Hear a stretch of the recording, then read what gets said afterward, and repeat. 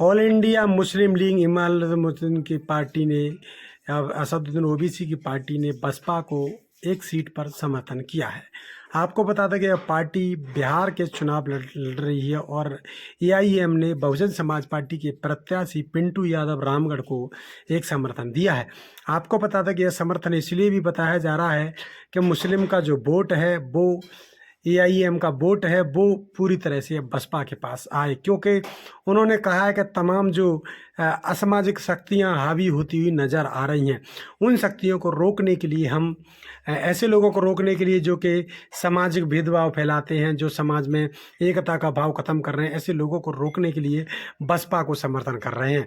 क्योंकि यहाँ पर जो जीडी है जिनका बना हुआ है गठबंधन, उनका वहाँ पर कोई प्रत्याशी नहीं है।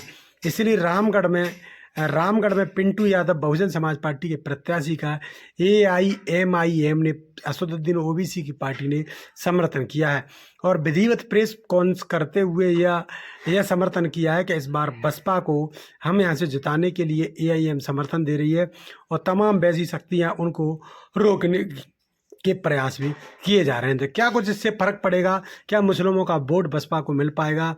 तमाम इन खबरों के लिए कमेंट बॉक्स में अपनी राय देना भूलें। आगे क्या कुछ कहा है सुनिएगा।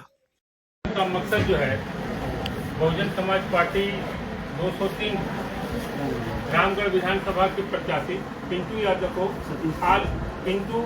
सतीश यादव उर्फ पिंटू को ऑल इंडिया मजलिस इत्तेहादुल मुस्लिमीन जो है यहाँ पे अपना समर्थन देने जा रहे हैं। किन मुद्दों पे समर्थन दे रहे हैं? देखिए, जीडीए के तहत हम लोग चुनाव लड़ रहे हैं यहाँ एक अलायंस बना करके, लेकिन जीडीए ने अपना यहाँ प्रत्याशी नहीं दिया है।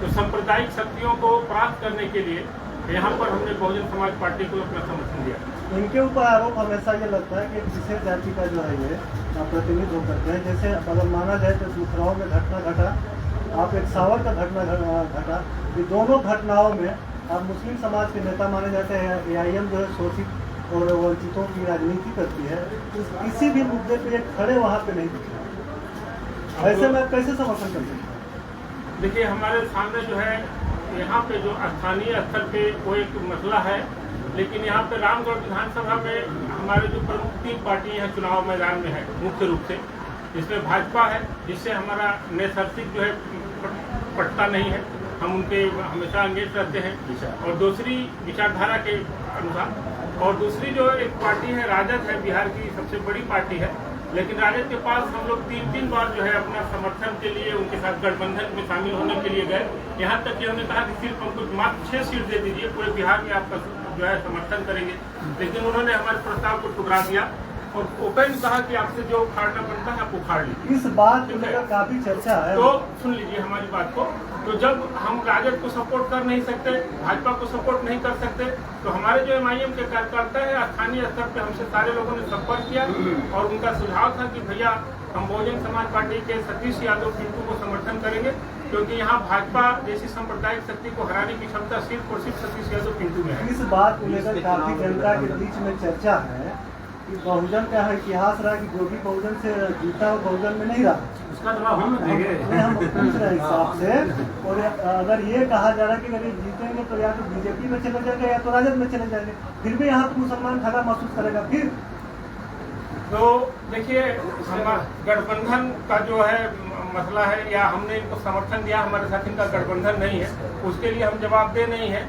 अब हमारा ये प्रयास रहेगा कि सांप्रदायिक शक्तियों को हराने के लिए हमने इनका साथ दिया है, तो उस वक्त जो है सांप्रदायिक शक्तियों के हाथों का एक कठपुतली न बने और जो भरोसा रामगढ़ विधानसभा के अल्पसंख्यक समाज के लोग, दलित समाज के लोग, पिछड़े समाज के लोग इनके को जता रहे हैं, तो उनके भावनाओं का कदर करते हुए ये जिस पार्टी में है उस पार्टी में बने रहेंगे, ऐसी हम उम्मीद कर सकते हैं।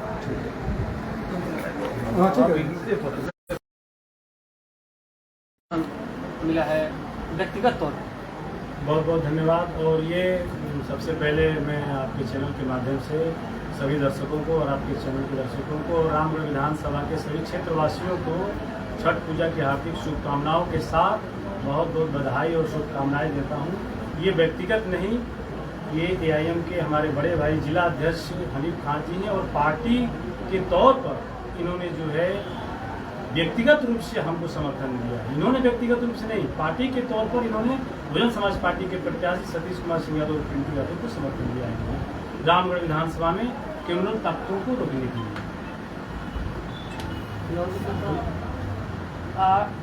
जो अभी चर्चा हाल ही में वो भी सवाल उनसे हुआ है दल बदलने की सिस्टम, क्योंकि बीएसपी का रहा है कि अक्सर कभी जीतने के बाद पार्टी में कोई रहा नहीं। देखिए, तो मैं सिलसिलेवार अपने पत्रकार बंधु जी का मैं जवाब दे देता हूँ। पहली चीज दल बदलने की जो बात है, तो आप पहले से ये तय नहीं कर सकते हैं कौन किस दल में जाएगा। और पिंटू यादव ने मंचों से कहा है कि सतीश यादव अगर चुनाव जीतते हैं तो जीते या हारे, बहुजन समाज पार्टी में मरेंगे, बहुजन समाज पार्टी में ही जिएंगे, क्योंकि इस पार्टी ने मुझे बहुत सम्मान और सम्मान के साथ साथ पार्टी ने मुझे दोबारा चुनाव लड़ाया है, पार्टी ने मुझे सहयोग किया है।